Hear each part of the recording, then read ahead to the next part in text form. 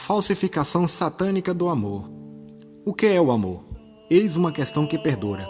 Além disso, a todo momento ouvimos falar da necessidade de amar. Escutamos isso dos meios de comunicação, dos sacerdotes, do Santo Padre.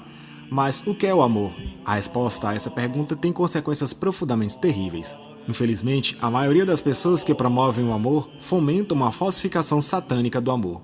No Catecismo da Igreja Católica, o amor é definido como desejar o bem ao próximo.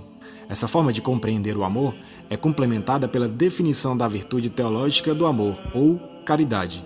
A caridade é a virtude teologal pela qual amamos a Deus sobre todas as coisas por Ele mesmo, e ao próximo como a nós mesmos, por amor de Deus. A definição de amor dada pela Igreja, que somos obrigados a aceitar como definição e expressão plena e verdadeira de amor, não se entende aqui como uma afirmação do pecado e da natureza pecaminosa de alguém. O amor não é definido como a mera aceitação ou inclusão de outros. De acordo com a doutrina infalível de Cristo, o amor significa amar a Deus e desejar que os outros amem a Deus. Portanto, temos de saber algo sobre Deus, que é a verdade, a sabedoria e o amor. Deus é o autor da lei moral, à qual temos de nos conformar, com a ajuda dos sacramentos e dos ensinamentos da Igreja. Deus é também o bem supremo, como o Catecismo deixa claro, pois temos de amar a Deus sobre todas as coisas. Amar as coisas e deixar Deus de lado, fazendo delas o objeto precioso dos nossos afetos, significa cair no pecado, ou, dito de forma mais apropriada, na idolatria. Em seguida, a confusão cria raízes e passa a reinar de forma soberana. Cristo reitera que Deus é o bem supremo e a satisfação dos anseios do nosso coração, quando sintetiza toda a lei no amor a Deus e ao próximo, embora Deus venha em primeiro lugar. Isso também é revelado por Cristo em linguagem mais hiperbólica, quando ele diz que quem quiser ser seu discípulo deverá abandonar seus pais e irmãos, isto é, se a nossa família é tolerante com o pecado, temos de abandonar essa força que nos puxa para o inferno e acolher a nossa família celestial numa peregrinação que nos unirá a Deus. Hoje, uma parte do problema relacionado ao amor cristão é o implícito universalismo, que se espalhou de forma descontrolada em toda a igreja e na psique cristã. O universalismo é a crença segundo a qual todos os homens se salvarão no final, independentemente do que façam ou deixam de fazer.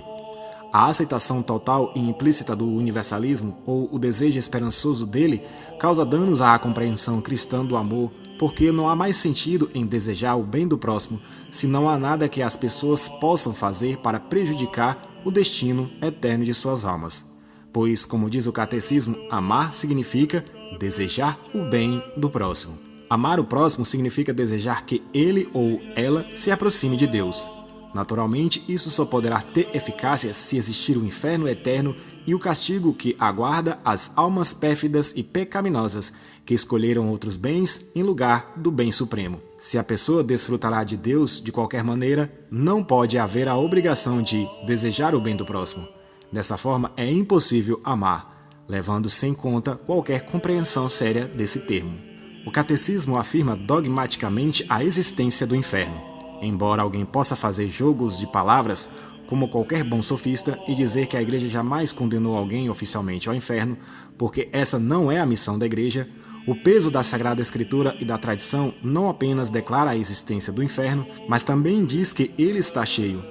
São Paulo e São João apresentam uma longa lista de pecados que os cristãos podem cometer e que os podem impedir de entrar no céu. Cristo também diz que muitos se aproximarão dele no dia do juízo, mas ele os repelirá. A longa história de comentários e reflexões da Igreja confirma a realidade do inferno e a condenação que está reservada aos maus.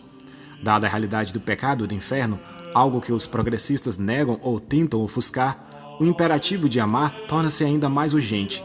Lobos que se passam por católicos oferecem uma falsificação satânica do amor, a qual leva os pecadores para o inferno ao mesmo tempo que os beija e abraça ao longo do caminho, fazendo com que se sintam amados no percurso até a dor e a tristeza eternas.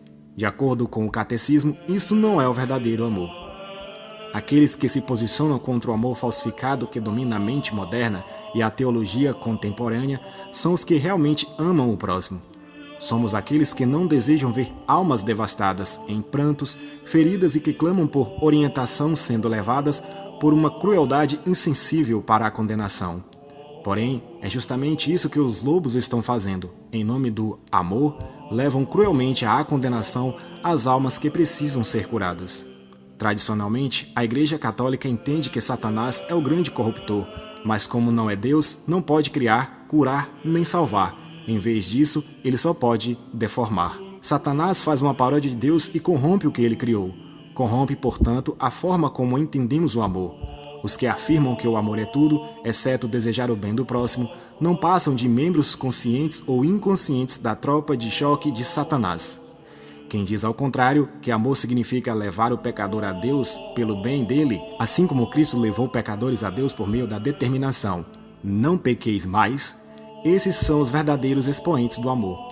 No mundo saturado com a linguagem do amor, a verdade sagrada deve peneirar a erva daninha nesta época terrível. O fracasso nesse campo levaria ao triunfo da crueldade e à condenação de muitos. A maioria das pessoas que falam sobre amor não sabem o que ele é.